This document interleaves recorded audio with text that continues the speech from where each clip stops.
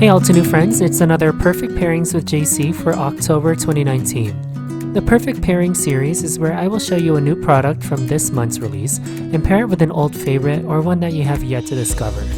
I'm always open to suggestions for what you would like to see on this series, so please let me know of an old set you would like to see me use in the comments below. New from the October 2019 Stamp Die Stencil release is this beautiful 6x8 stamp set called Grateful Heart. She is a layering flower set, which of course Altenew executes perfectly and comes with the mass stencils and coordinating dies. The stamens and pistils of this floral image reminded me of a very old favorite of mine, and also many of you agree with me on this one. Altenew Beautiful Day is what I will pair Grateful Heart with today.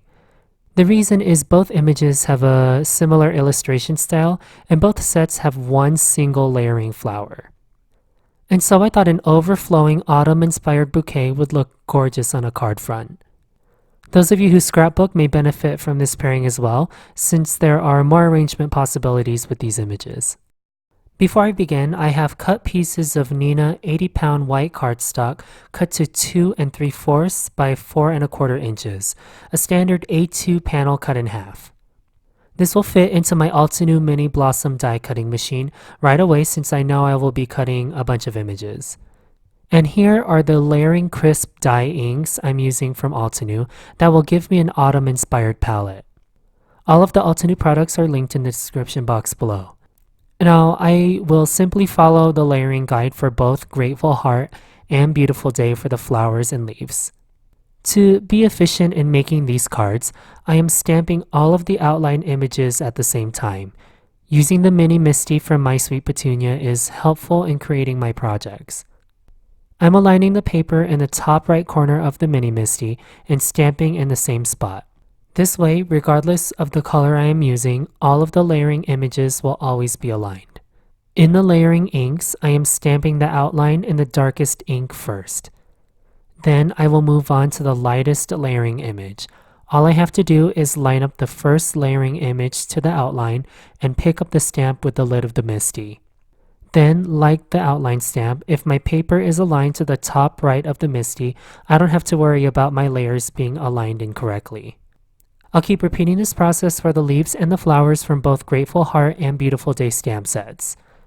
Once I have all the images stamped, I'll use the coordinating dies for all of the layering images and run them through my Mini Blossom die cutting machine from Altenew. I love that I've supplemented my paper crafting collection with the Mini Blossom because I don't have to fuss with the larger machine I have in another area of my craft room. The Mini Blossom's footprint is minimal, so I can leave her on my crafting desk.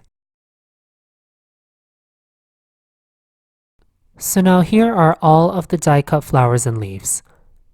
I used the Coffee Break Layering Crisp die inks to color all the leaves and the center of the Grateful Heart flowers. Then Warm Gray, Warm and Cozy, and Sweet Dreams were used for the flowers.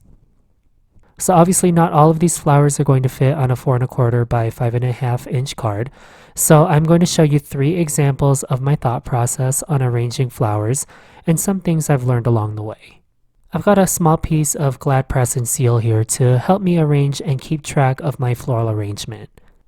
An arrangement of this size is going to shift around a lot on my cutting mat, so the low tack of this kitchen tool is going to help me keep things in place as I'm planning placement.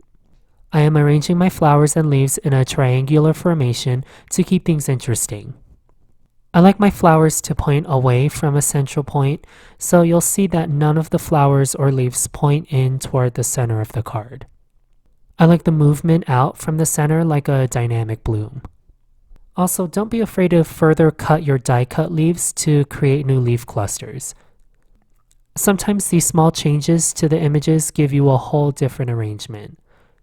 And of course, you can hide the rough edges underneath a flower or another leaf. No one has to know that you've cut apart these images, it'll be our little secret.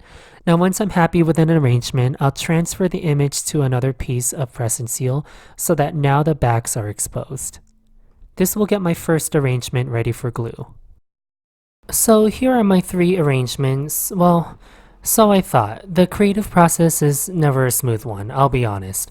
And as I was looking at these arrangements, they looked beautiful but flat. Understandably, there's a lot going on with this floral arrangement, and it's easy to lose some dimension with layers and layers of paper. This will be an easy fix, believe me. I'm grabbing the third darkest layering ink from all the crisp dye inks I was using earlier, and 4 blending sponges and tools.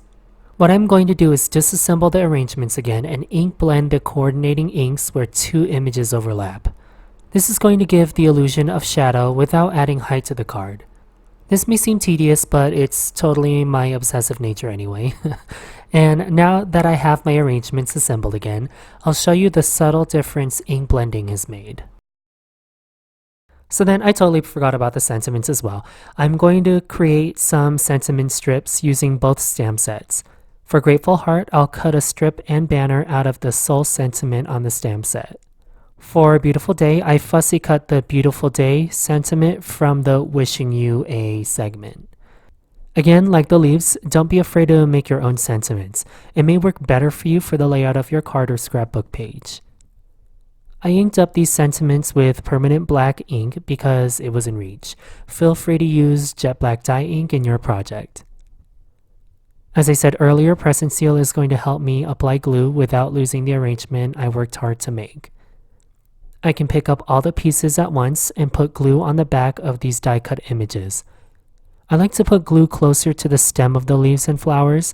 This will enable me to curl up the leaves for some added dimension without adding foam squares. Of course, I will still use foam squares to raise up one of the flowers in the foreground of my arrangement. Before permanently adhering my sentiment on foam squares to the arrangement, I'll add white splatters to help fill in the black space around the flowers. Of course, I love adding splatters anyway, so I'm sure you all saw it coming, right? I don't want to do anything too distracting of a background since there is already a lot going on with the flowers. And here are my 3 cards featuring 3 different arrangements. I did not waste any of the pieces you saw me die cut from earlier, so all the hard work of layering and die cutting was well worth the 3 different cards. Grateful Heart and Beautiful Day are a perfect pair and have made 3 dynamic bouquets. If you all have suggestions on your older Altenew favorites you would like featured on the series, please leave them in the comments below. Make sure you like this video, share it with your Altenew friends, and subscribe if you haven't already. Thank you all so much for tuning in to another Perfect Pairings with Jaycee. I'll see you in the next one.